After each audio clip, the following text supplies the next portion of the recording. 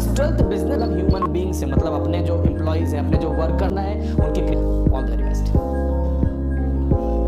Class 12th business studies का ये है चैप्टर नंबर 1 का वीडियो नंबर 2 और आज बहुत ज़्यादा इंपॉर्टेंट सेगमेंट होने वाला है क्योंकि आज मैं आपको बताने वाला हूँ नेचर ऑफ मैनेजमेंट के बारे में।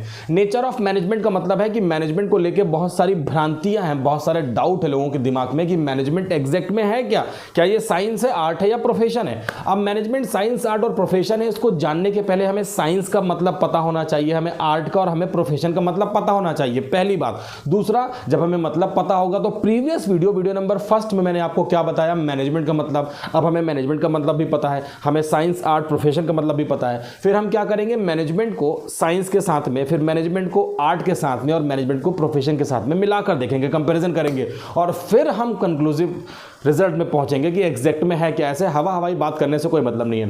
तो मैनेजमेंट का मतलब प्रीवियस वीडियो में हम लोगों ने आपको बताया, अगर आपने नहीं देखा तो देखिए वीडियो, मैनेजमेंट का क्लियर हो जाएगा मतलब आपको। अब यहाँ पे मतलब जानेंगे कि साइंस क्या होता है, फिर कंपैरिजन करेंगे। तो अगर हम बात करते हैं कि मैनेजमेंट एज ए साइंस, मतलब पहले मैनेजमेंट को साइंस के साथ समझे तो साइंस का मतलब होता है सिस्टमेटिक बॉडी ऑफ नॉलेज, किसी भी ज्ञान के व्यवस्थित मतलब तरीके से होना, उसको सिस्टमेटिक तरीके से होना, थ्योरेटिकल फॉर्म में होना और उसको थ्योरेटिकल फॉर्म में होने के साथ में बड़ा सिस्टमेटिक वे में होना, हर चीज सीक्वेंस से होगी तो उसे हम साइंस कहते हैं। अगर मैं ये कहूँ साइंस है तो सब कुछ है तो ये बिल्कुल भी गलत नहीं होगा। तो साइंस जैसा है, थ्योरेटिकल फॉर्म है और वो सिस्टमेटिक फॉर्म में है, उसी के बेसिस पे पूरी दुनिया चल रही है। तो ठीक जैसे science systematic body of knowledge है, ठीक ऐसा ही अगर आप देखेंगे तो मैनेजमेंट की बहुत सारी बुक्स हैं जिसमें भी सिस्टमेटिक बॉडी ऑफ नॉलेज है, बहुत सारे। अभी आप क्लास 12th में पढ़ रहे हैं यार, क्लास 12th की जो बुक्स है अपने आप में एक सिस्टमेटिक नॉलेज है, आपको बहुत सारी चीज़ों को सीक्वेंस में पढ़ना है। आप बीबीए करेंगे, आप एमबीए करेंगे, आप मैनेजमेंट की और हायर डिग्री को लेंगे तो यहां सब में सिस्टमेटिक बॉडी ऑफ नॉलेज है और ठीक वैसा ही है जैसे साइंस में होता है। तो यहां पर जो मैनेजमेंट, जो साइंस का पहला फीचर है सिस्टमेटिक बॉडी ऑफ नॉलेज, ये हमारे मैनेजमेंट के फीचर के साथ भी मैच कर रहा है कि ठीक है साइंस में सिस्टमेटिक बॉडी ऑफ नॉलेज होता है और मैनेजमेंट में भी होता है, क्योंकि सिस्टमेटिक नॉलेज होगा तभी तो हम किसी फाइंडिंग में, किसी फैक्ट में पहुंच पाएंगे। तो डेफिनेटली ऐसा होता है। तो ये वाला फीचर हमारा साइंस का जो है वो मैनेजमेंट के फीचर से मैच कर रहा है। दूसरा लिखा है principle are based on experimentation. Experimentation या हम यहाँ पे समझें कि क्या होता है, उसके पहले हम प्रिंसिपल का मतलब जान लेते हैं।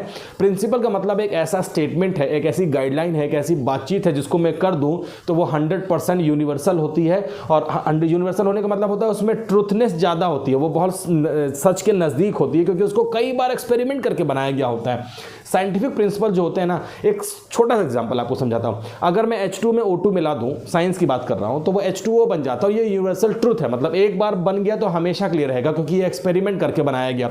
एक्सपेरिमेंट किया हमने कैसे भाई, एक जगह पे किया, बंद कमरे में किया, फिर उजाले में किया, अंधेरे में किया। ह्यूमन बिहेवियर का असर नहीं पड़ता साइंस में। देखिए मैं अगर खुशी मन से भी करूंगा तो मेरा एक्सपेरिमेंट सफल हो जाएगा, मैं अगर बहुत गुस्से में भी केमिकल रिएक्शन करूंगा तो केमिकल रिएक्शन में ह्यूमन बीइंग का असर नहीं पड़ना है। तो जो प्रिंसिपल होते हैं ये एक्सपेरिमेंट के ऊपर बेस्ड होते हैं और एक्सपेरिमेंट अलग अलग जगह पे किए जाते हैं और रिजल्ट हर बार सेम होता है। ये हमारे साइंस का फीचर है। हम मैनेजमेंट में हमें समझना है कि एक बार जो स्टेटमेंट आ गया क्या वो हमेशा क्लियर रहेगा, ये आंसर शायद सही नहीं है क्योंकि ह्यूमन बिहेवियर समय के साथ और सिचुएशन के बेसिस पे चेंज हो जाता है। मैंने आपसे कहा H2 में O2 मिला दिया तो पानी बन गया, ये हमेशा के लिए बिल्कुल प्रूफ हो गया, एक्सपेरिमेंट हो गया। लेकिन नहीं, ह्यूमन बिहेवियर है ना, वो तो हर बार चेंज होता रहता है, बहुत ज़्यादा वेरिएशंस होते हैं उसमें। तो ह्यूमन बिहेवियर जो है उसमें हम एकदम बिल्कुल कांस्टेंट फॉर्म में ये नहीं कह सकते कि वो एक्सपेरिमेंट के ऊपर बेस्ड और एक बार जो बन गया वही रहेगा, उसमें चेंज हो जाते हैं। तो यहाँ पर जो है ये प्रिंसिपल जो साइंस का है ये मैनेजमेंट में हमें तो एप्लीकेबल होता नहीं दिख रहा है, इसलिए हम इसे एकदम इस वाले प्रिंसिपल को नहीं बोलेंगे कि फॉलो हो रहा है। यूनिवर्सल वैलिडिटी, यूनिवर्सल वैलिडिटी का मतलब भी वही हो गया कि भाई H2 में O2 मिलाया तो एक बार बन गया, सदा के लिए हो गया, मतलब हमेशा के लिए हो गया। इसमें अब आप चेंज फेरबदल कर ही नहीं सकते हैं। बहुत सारे साइंटिफिक प्रिंसिपल्स है ना जो एक बार बन गए आप उनमें चेंज कर ही नहीं सकते। यही तो साइंस की विशेषता होती है कि जो प्रिंसिपल एक बार बन गया वो हमेशा के लिए सच हो गया, उसमें आप चेंज नहीं कर सकते। और ऐसे चेंज में ह्यूमन बिहेवियर से वो इन्फ्लुएंस्ड नहीं होते, वो प्रभावित नहीं होते। लेकिन जो मैनेजमेंट है ये टोटली ह्यूमन रिसोर्सेज के ऊपर बेस्ड है, मैंने आपसे कहा। और ह्यूमन रिसोर्सेज जो है, ह्यूमन बीइंग जो है, उसका नेचर बदलता रहता है और अपने बिहेवियर से वो चीज़ों को कभी दूसरे ढंग से कभी दूसरे ढंग से करता है। तो यूनिवर्सल वैलिडिटी नहीं होती है मैनेजमेंट में। तो 3 फीचर हैं। अब तीनों फीचर में से अगर हम गौर से देखें तो पहला वाला systematic body of knowledge science में भी था, मैनेजमेंट में भी था, लेकिन practice principle are based on experiment. Management में भी हम एक्सपेरिमेंट करके जो प्रिंसिपल्स निकालते हैं वो होते हैं, लेकिन वो यूनिवर्सल वैलिडिटी वाले नहीं होते हैं। उनमें हम ये कहें कि नहीं एक बार प्रिंसिपल बन गया वो हमेशा वैसे ही वर्क करेगा, तो ऐसा नहीं है। तो ये पार्शियल थोड़ा थोड़ा लग रहा है कि ये एप्लीकेबल होता है। और वहीं तीसरे नंबर पे यूनिवर्सल वैलिडिटी की बात करते हैं तो वो सिर्फ साइंस में ही है। मैनेजमेंट में यूनिवर्सल वैलिडिटी नहीं होती है कि एक बार बन गया तो हमेशा रहेगा। हमें टाइम टाइम पे बिजनेस के साइज, बिजनेस के नेचर, जॉब के हिसाब से चेंजेस करने पड़ेंगे। तो ये वाला जो है बिल्कुल भी एप्लीकेबल नहीं होता है मैनेजमेंट में। और अगर हम इन तीनों पॉइंट के बेसिस पे कंक्लूजन निकालें तो कंक्लूजन निकलेगा कि मैनेजमेंट जो है ना वो साइंस, प्योर साइंस नहीं है, बल्कि वो इनएग्जैक्ट या सोशल साइंस है, क्योंकि हम सोसाइटी के अंदर रह के बिजनेस करते हैं, मैनेजमेंट को एप्लीकेबल करते हैं। तो मैनेजमेंट जो है वो फुल साइंस ना होकर, प्योर साइंस ना होके इनएग्जैक्ट या हम उसको कहें कि वो सोशल साइंस है, तो एकदम बात सही होगी। तो देखिए कितनी आसानी से हमने साइंस को, मैनेजमेंट को साइंस बोलते हैं कि नहीं बोलते हैं जान लिया, क्योंकि हमने साइंस के 3 इंपॉर्टेंट फीचर देखे जो मैनेजमेंट में पार्शियली एप्लीकेबल होते हैं।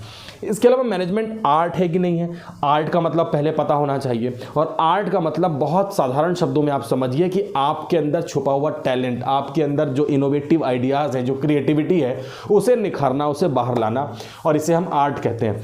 अब आर्ट में अगर मैं जितने स्टूडेंट्स हैं क्लास 12th में सारे बच्चों से कह दूं कि चलिए एक ड्राइंग बना डालिए और आपको उसमें एक घर बनाना है, और ये बात 100% पक्की मैं आपसे कह रहा हूं कि जितने भी लोग वहां पे उस घर की ड्राइंग बनाएंगे उसमें वो अपने अलग अलग तरीके से डिज़ाइन देंगे, अलग अलग कलर भरेंगे, और वहां पे सबके घर का डिज़ाइन अलग अलग होगा, क्योंकि उन्होंने वहां पे खुद की अपनी क्रिएटिविटी और खुद के इनोवेटिव आइडियाज़ को एप्लीकेबल किया है। इसे ही हम कहते हैं कि हम यहाँ पे मैनेजमेंट कर रहे हैं, मतलब हम यहाँ पे आर्ट को एप्लीकेबल कर रहे हैं मैनेजमेंट में।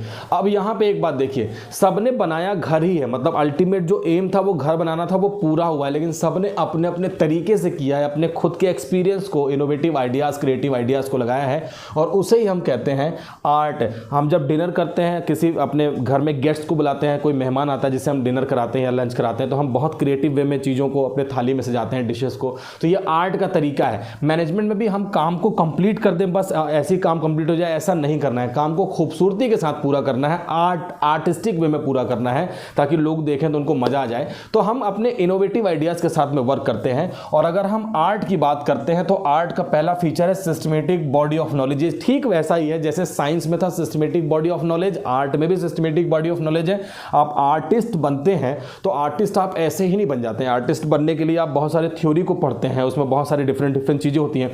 अगर मैं आपसे बात करता हूं कि आप एक सिंगर हैं, मतलब आप एक आर्टिस्ट हैं, तो आपने पहले बहुत सारी राग जो होती हैं, जो सुर ताल होती है, उसके बारे में नॉलेज लिया होगा, थ्योरेटिक फॉर्म में है वो, उसको पढ़ने के बाद ही ना आप वहाँ पे आर्टिस्ट बन पाए। तो सिस्टमेटिक बॉडी ऑफ नॉलेज का होना है, इसे हम एग्जिस्टेंस ऑफ थ्योरेटिकल नॉलेज भी कहते हैं, मतलब थ्योरी नॉलेज का होना आर्ट में भी कंपलसरी है। ठीक वैसे ही जैसे हमारे पास साइंस में था तो थ्योरेटिकल नॉलेज है और आर्ट में तो डेफिनेटली है। तो ये वाला फीचर जो है ये हमारे मैनेजमेंट में भी था और यहाँ पे आर्ट में भी है। मैंने आपसे कहा ना मैनेजमेंट में सिस्टमेटिक बॉडी ऑफ नॉलेज है, आर्ट में भी है। तो पहला फीचर 100% मैच कर रहा है कि हाँ भाई मैनेजमेंट आर्ट होता है और आर्ट का पहला फीचर मैच कर गया। पर्सनलाइज्ड एप्लीकेशन, हम पर्सनलाइज्ड, मैंने आपसे क्या बोला, आप घर का ड्राइंग बनाइए, अब आपको मैंने वहाँ पे छोड़ दिया कि चलो बना के लाना, अब आप अपने खुद के पर्सनल एक्सपीरियंस के बेसिस पे बना रहे हैं और जब रिजल्ट आता है तो सब जितने लोग थे सबका रिजल्ट बनाए तो घर ही है, लेकिन सब अपने अपने क्रिएटिविटी बहुत बहुत सुंदर सुंदर घर बनाए।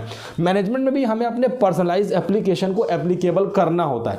एक ही सुर है, एक ही, आप सिंगर्स को देखते होंगे, एक ही गाने को अलग अलग तरीके से, कोई उसे रैप के फॉर्म में गा रहा है, कोई उसे क्लासिकल फॉर्म में गा रहा है, तो अलग अलग तरीके से गा रहे हैं अपनी खुद की क्रिएटिविटी को यूज करके।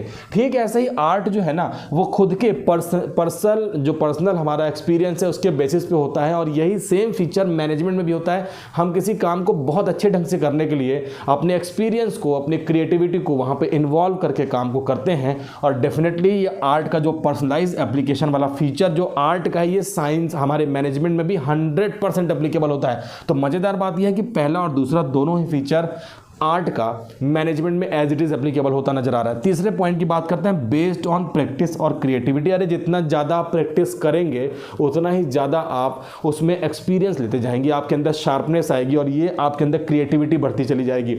आप पहली बार किचन में जाइए और रोटी बेल के देखिए, आपकी रोटी गोल नहीं बनेगी, लेकिन अगर आप बार बार रोटी को बेलते रहेंगे, करते रहेंगे, बनाते रहेंगे तो उसमें आप एक्सपर्ट हो जाएंगे और बात आसानी से कर देंगे। कहने का मतलब होता है कि प्रैक्टिस मेक्स मैन परफेक्ट। जितने ज़्यादा आप काम करेंगे, जितना ज़्यादा प्रैक्टिस करेंगे, उतना ही आपके अंदर में क्रिएटिविटी बढ़ेगी और नई नई चीज़ों की क्रिएटिविटी बढ़ेगी।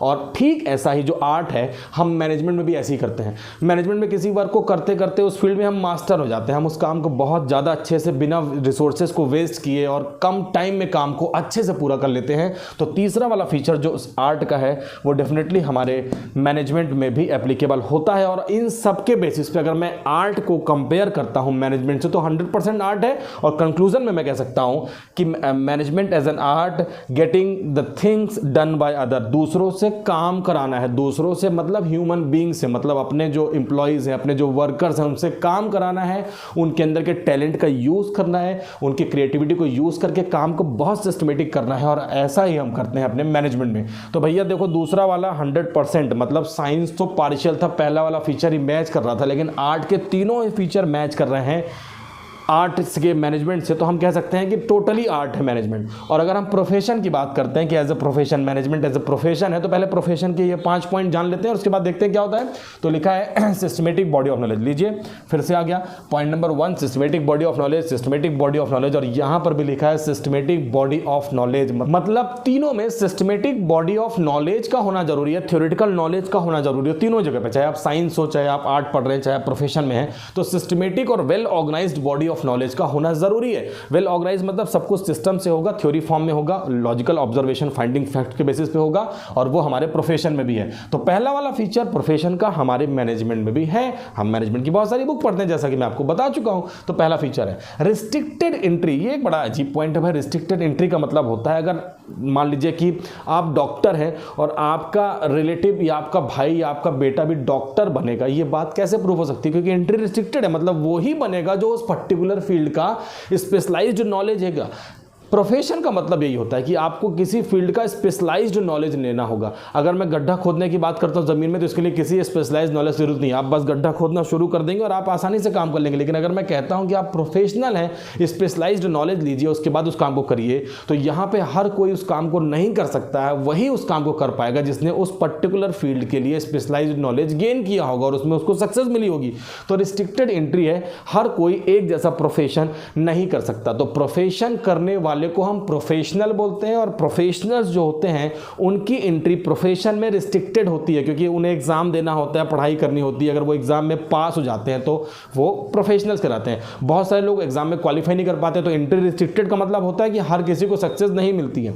इसके अलावा तो ये वाला जो फीचर है ना, देखिए रिस्ट्रिक्टेड एंट्री, अगर हम मैनेजमेंट के साथ कंपेरिजन करते हैं तो हम कहें कि मैनेजमेंट में भी एंट्री रिस्ट्रिक्टेड है। एक्चुअली होता क्या है ना, मैनेजमेंट में अभी हम जो एप्लीकेबल करते हैं मैनेजर बनने के लिए, क्योंकि जो चीज़ों को मैनेज करता है वही मैनेजर है, और मैनेजर बनने के लिए अभी ऐसी कोई हमारे इंडिया में तो नहीं है। देखिए फॉरेन में कई जगहों पे एप्लीकेबल हो रहा है, लेकिन अभी अगर हम फॉरेन की भी अगर ओवरऑल बात करते हैं तो मैनेजमेंट के लिए, मैनेजर बनने के लिए कोई स्पेशलाइज्ड नॉलेज होना चाहिए या स्पेशलाइज्ड कोई डिग्री है, ऐसा कोई नहीं है। हम MBA वगैरह करते हैं, लेकिन वो इसलिए करते हैं कि हम उसमें और ज़्यादा शार्प हो जाएं। लेकिन कंपलसरी ऐसा नहीं है कि आप जब डिग्री ले लेंगे तभी आप मैनेजर कहलाएंगे। ठीक वैसे जैसे डॉक्टर, चार्टर्ड अकाउंटेंट या एडवोकेट जो है वो डिग्री लेने के बाद ही डॉक्टर, चार्टर्ड अकाउंटेंट या लॉयर कहलाते हैं। लेकिन मैनेजर बनने के लिए आपको ऐसी कोई क्वालिफिकेशन की जरूरत नहीं है।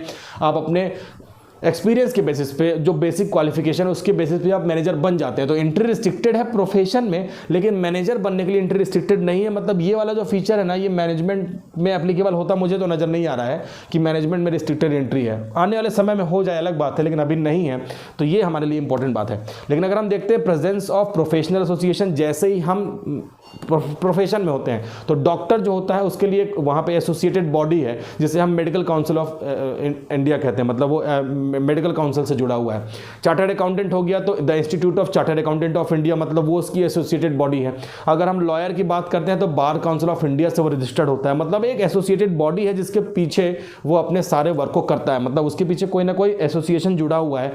लेकिन मैनेजर के पीछे कौन सा एसोसिएशन जुड़ा है? तो इसके पीछे आंसर है कि नहीं, ऐसा कोई एसोसिएशन नहीं है जो मैनेजमेंट के पीछे जुड़ा हो। अगर हम ऑल इंडिया मैनेजमेंट एसोसिएशन की बात करते हैं तो इंडिया में अभी ऑल इंडिया मैनेजमेंट एसोसिएशन एक बनाया गया है, जिसमें ये धीरे धीरे चल रहा है कि मैनेजर जो होगा वही होगा जो इस एसोसिएशन से जुड़ा होगा, क्वालिफिकेशन रखता होगा, तभी वो मैनेजर बन पाएगा। लेकिन ऐसा कंपल्सन नहीं है, ऐसा कंपल्सरी नहीं है। तो बना है, हो सकता है फ्यूचर में कंपल्सरी हो जाए तो अलग बात है, लेकिन presence of professional association profession के में होना जरूरी है। मैनेजर के लिए ऐसा कोई एसोसिएशन अभी नहीं है। मतलब क्लियर है कि ये फीचर जो प्रोफेशन का है मैनेजमेंट में एप्लीकेबल नहीं है। फ्यूचर में हो जाए अलग बात है, अभी एप्लीकेबल नहीं है।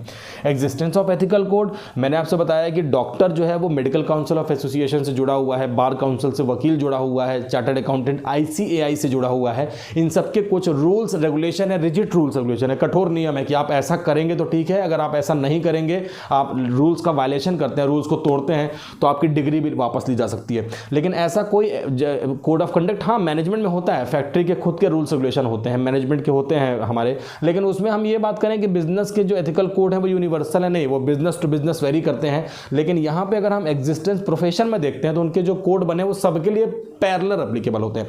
तो ठीक है, एग्जिस्टेंस कोड है, एथिकल कोड है, लेकिन हमारे यहाँ मैनेजर के लिए ऐसे एथिकल कोड कहीं कोई सी गाइडलाइन में नहीं लिखे हैं, वो आप बना लेते हैं अपने से, लेकिन ऐसा कोई यूनिवर्सल नहीं है।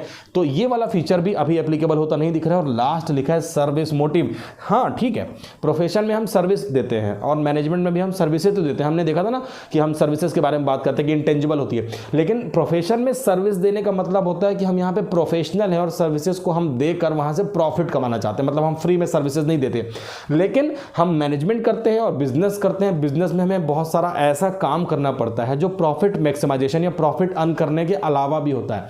हम सोसाइटी वेलफेयर की बात करते हैं, हम वहाँ पे सोसाइटी को हेल्थ, सैनिटेशन, एम्प्लॉयमेंट अपॉर्चुनिटीज़ और वेलफेयर की बात करते हैं, तो हमें बहुत सारे नॉन इकोनॉमिकल वर्क भी करने पड़ते हैं जिनका मेन एम प्रॉफिट कमाना नहीं होता है। तो ठीक है, सर्विस मोटिव है, लेकिन वहाँ पे प्रॉफिट अर्निंग मोटिव के साथ में नॉन प्रॉफिट जो मोटिव है उनको भी पूरा करना होता है, और तब हम कर पाते हैं मैनेजमेंट को। तो प्रोफेशन का ये वाला फीचर भी मैनेजमेंट में एप्लीकेबल होता नजर नहीं आ रहा है। तो अगर हम देखते हैं तो सिस्टमेटिक बॉडी ऑफ नॉलेज जो प्रोफेशन का है वो हमारे मैनेजमेंट में है, लेकिन उसके बाद के सारे जो हैं ये बिल्कुल एप्लीकेबल अभी हमारे मैनेजमेंट में नहीं होते दिख रहे हैं। मैंने आपसे कहा है कि नियर फ्यूचर में हो जाए, अगले 10 साल में हो जाए तो बात अलग है। कंक्लूजन निकालते हैं तो कंक्लूजन देखेंगे कि मैनेजमेंट एज अ प्रोफेशन में अगर मैं कहूँ कि फुल फ्लेज प्रोफेशन है, मतलब मैनेजमेंट को कह दूँ कि हाँ तुम टोटली प्रोफेशन हो, तो ऐसा नहीं है। मैनेजमेंट जो है वो फुल फ्लेज प्रोफेशन नहीं है, not recognise as full fledged profession. Future में हो सकता है, अभी नहीं है। मैनेजर बनने के लिए किसी क्वालिफिकेशन की जरूरत नहीं है, कम पढ़ा लिखा आदमी भी एक अच्छा मैनेजर बन सकता है, चीज़ों को मैनेज कर सकता है, बिजनेस को ऊंचाइयों में ले जा सकता है। तो ये अंदर हमारे अंदर का इनर जो टैलेंट है ये हमें मैनेजर बनाता है। क्वालिफिकेशन तो ठीक है।